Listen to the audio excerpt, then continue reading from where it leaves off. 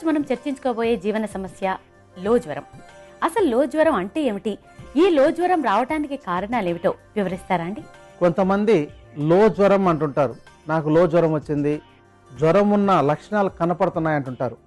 లో జ్వరం అనేది ఒక రోగం కాదు, ఇది ప్రత్యేకమైన డిసీజ్ కానే కాదు.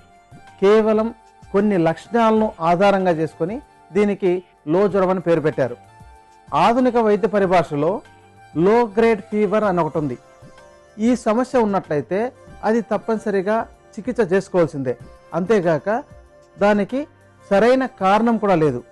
అయితే కొంతమంది సాధారణంగా చెప్పే లో జ్వరాన్ని ఫీవర్ ఫోబియా అనాలి. అంటే మానసికంగా వీళ్ళకు జ్వరం ఉన్న లక్షణాలు కనపడడం కానీ, లేకపోతే జ్వరంగా ఉన్నప్పుడు ఎలాంటి సమస్యలు ఉంటాయో అలా అనిపిస్తూ సాధారణంగా చూసినట్టయితే జ్వరం ఏమాత్రం లేకుండా ఉండేదాన్నే ఇక్కడ లో జ్వరంగా పరిగణించాలి. జ్వరం వచ్చినప్పుడు మాత్రం తప్పనిసరిగా మనకు కొన్ని లక్షణాలు బాగా కనపడుతుంటాయి.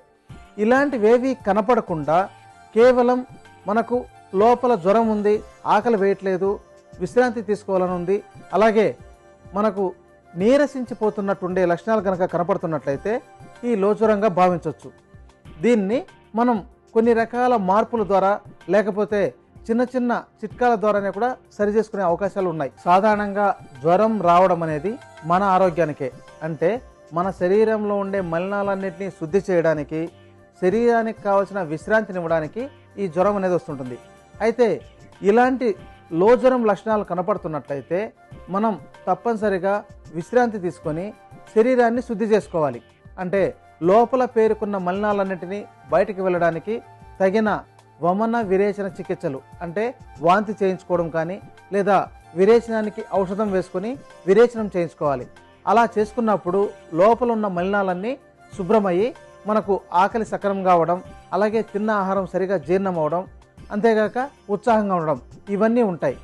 అందుకని నిత్యం శరీరానికి పూర్తిగా తైలాన్ని పట్టించి, అంటే తల నుంచి పాదం వరకు ఈ యొక్క తైలం నువ్వుల నూనె కావచ్చు, ఆముదం కావచ్చు, లేదా కొబ్బరి నూనె అయినా సరే తీసుకొని మొత్తం పట్టించి బాగా మర్దన చేసుకొని అరగంట ఎండలో నిలబడి తర్వాత స్నానం చేయాలి.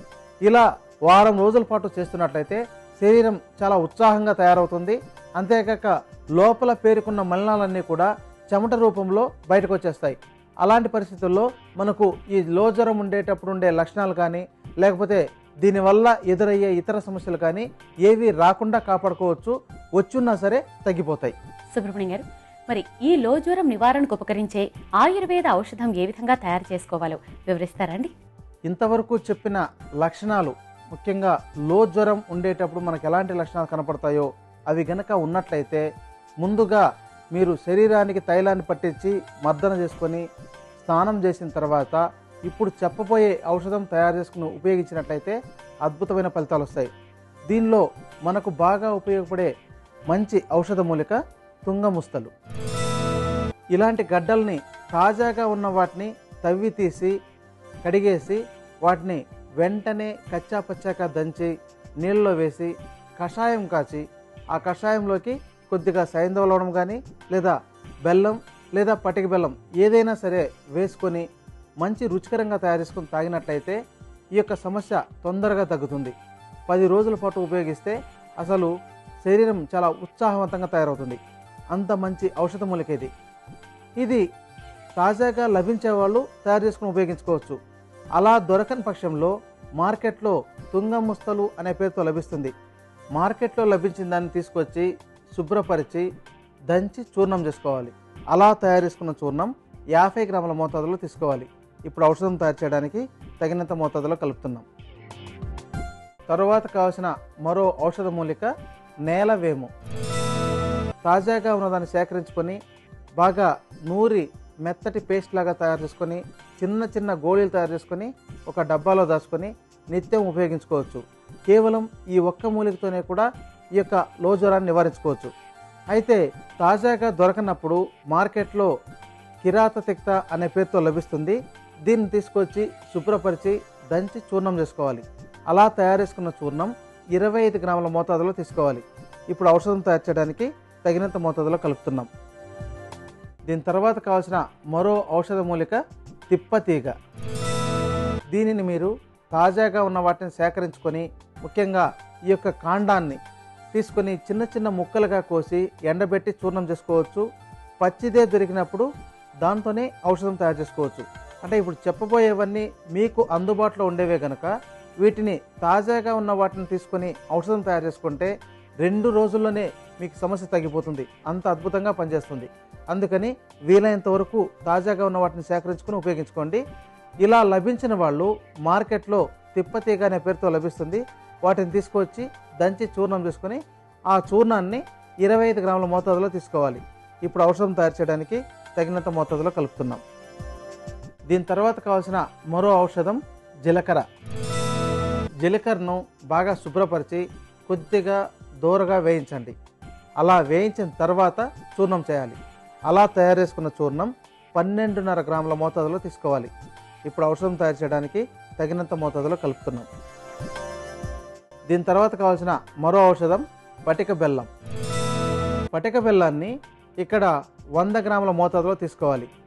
చూర్ణం చేసుకొని ఈ చూర్ణాన్ని మీరు తయారు చేసుకున్న చూర్ణాలకు కలిపేసుకొని అలాగే ఉపయోగించుకోవచ్చు. ఇప్పుడు ఔషధం తయారు చేయడానికి తగినంత మోతాదులో కలుపుతున్నాం. ఈ మొత్తం చూర్ణాలని బాగా కలుపుకోవాలి. చూడండి, ఇలా తయారు చేసిన ఔషధం ఇది ఒక పూట వాడడానికి సరిపోతుంది. అయితే ఇలాంటి ఔషధాన్ని చిన్నపిల్లలు వాడలేరు. అందుకని ముందుగా తెలియజేసిన ఔషధాలకన్నిటికీ పటిక బెల్లం కలపకుండా మామూలు సాధారణ బెల్లం కలిపి బాగా కల్లంలోకి వేసి నూరి చిన్న మాతలు తయారు చేసి నీడని ఆరబెట్టి ఒక గాజు సీసాలో దాచుకొని రోజు ఉదయం, మధ్యాహ్నం, సాయంత్రం ఒక్కొక్క మాత్ర చొప్పున పిల్లలకి ఇస్తున్నట్లయితే వెంటనే వాళ్లకు ఈ లో జ్వరం లక్షణాలు ఉన్నా సరే తగ్గిపోయి మంచి ఆరోగ్యవంతులుగా తయారవుతారు. అదే పెద్దవాళ్ళు అయితే ఈ యొక్క ఔషధాన్ని నీటిలో కలిపి, అంటే ఒక స్పూను చూర్ణాన్ని ఒక గ్లాసు నీటిలో వేసి కలిపి వడబోసుకొని ఆ యొక్క నీటిని తాగాలి. ఇది కొంత చేదుగా ఉంటుంది. అయితే ఇంకొక మార్గం కూడా ఉంది. దీనినే మరో రూపంలో కూడా ఉపయోగించుకోవచ్చు. 2 స్పూన్ల చూర్ణాన్ని 2 గ్లాసుల నీటిలో వేసి మరిగించి ఒక గ్లాస్ అయిన తర్వాత దించి వడబోసుకొని కషాయం తయారు చేసుకోవాలి. ఇలాంటి కషాయాన్ని ఉదయం, సాయంత్రం ఎప్పటికప్పుడు తయారు చేసుకొని తీసుకోవాలి. అయితే ఔషధంగా బాగా పనిచేసే వాటిలో కషాయాలు చాలా బాగుంటాయి, వెంటనే ఫలితాన్ని ఇస్తుంది. అందుకని వీలైనంత వరకు కషాయ రూపంలో తీసుకోవడం చాలా మంచిది. అలా కషాయంగా తాగలేని వాళ్ళు మాత్రమే మాత్రలు తయారు చేసుకుని ఉపయోగించుకోవచ్చు.